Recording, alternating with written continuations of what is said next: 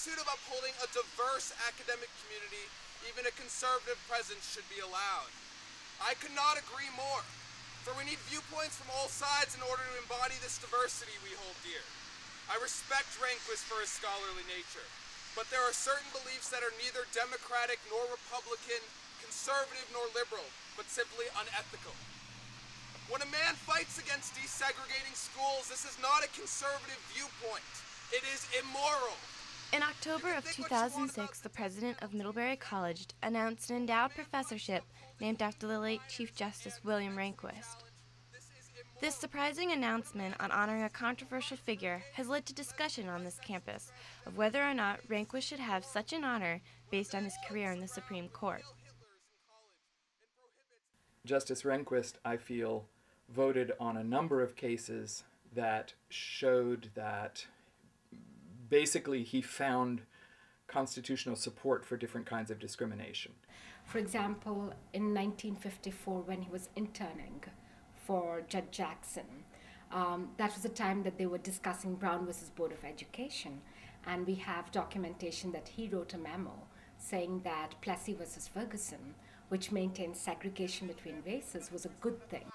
Another dollar, another day, it's another sun ray. It's another time that you gotta wait for the segregation, but it doesn't matter because a woman's rights can never give up a fight. It's not like they ever had suffrage, because as long as a $200,000 man is giving you money, what are you gonna do? Are you gonna pay your dues, your hustler's dues, or are you gonna do it at Middlebury too? It's usually the case that what he's saying is he didn't find anything in the Constitution that precluded a given state from enacting a certain law. It's very easy to say, he's just supporting states' rights. Well, yes, all the racists wanted to support states' rights in the 50s and 60s. He voted with the majority to require that women be admitted to the Virginia Military Institute. On the other hand, he has also dissented against the Violence Against Women Act, where women can, if they've been raped, get money from a federal court as compensation.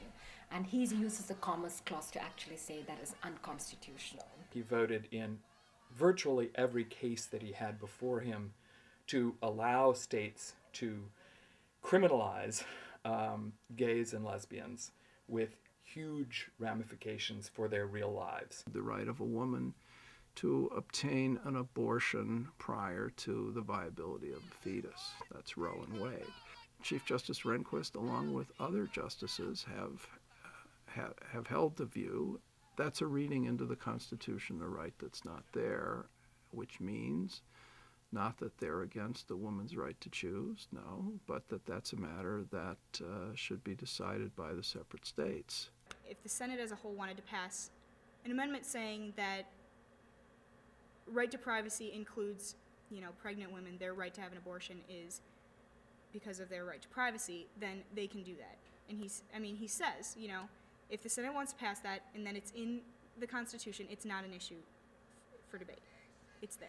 He is directly quoted saying that the majority has the constitutional right to rule over the minority, which thus allows for segregation and allows for the suppression of gays and allows for so much of the legislation that suppress so many people. The ramifications of that decision as they played themselves out were awful. And as an individual, personal reaction to that was very, very sympathetic. But I think the issue really is more of a constitutional interpretation rather than a personal view. And I think the context of how one looks at the Constitution and interprets law was not spoken about at all. And from that perspective, I think it's better to rely on the constitutional experts among us rather than Professor Moss or Professor Leibowitz here. The student who claimed that at least one of Chief Justice Rehnquist's opinions was immoral maybe needs to think more about the morality of consent. And we make a lot of decisions at the college and the country at large on the basis of votes. And rarely do we require unanimity, if at all. Everyone should understand that there was no, of course, intent to hurt anybody by this. There happens to be differences of opinion as to whether or not a person like William Rehnquist deserved to be honored. For me, and for other people whose rights have been threatened by Rehnquist decisions, It's not a matter of opinion. If I become a felon, if I can be arrested, if I can have my children taken away, excuse me, that's just not a matter of opinion for me. That is a real consequence, and I react to that in a visceral way. And for the college to honor somebody like that shows that it is insensitive to that discrimination and doesn't realize that honoring this person will be taken as a blow to us. Resolution that this is what is it called? A vote on diversity is ridiculous. You know, it has nothing to do with diversity at all. Talk about that.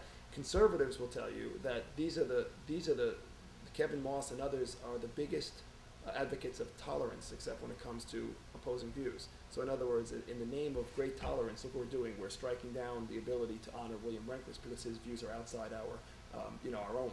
And so that's the irony of it, is that that you would say that the liberals and the left are the greatest advocates of tolerance, yet they're the most intolerant and the most ideological, totalitarian when it comes to these personal issues. Middlebury College is considered an institution of ideas. In accepting the Rehnquist chair, Middlebury has created focus for an ideological struggle. When do ideas become too personal, too political? Is it possible to honor ideas without offending anyone?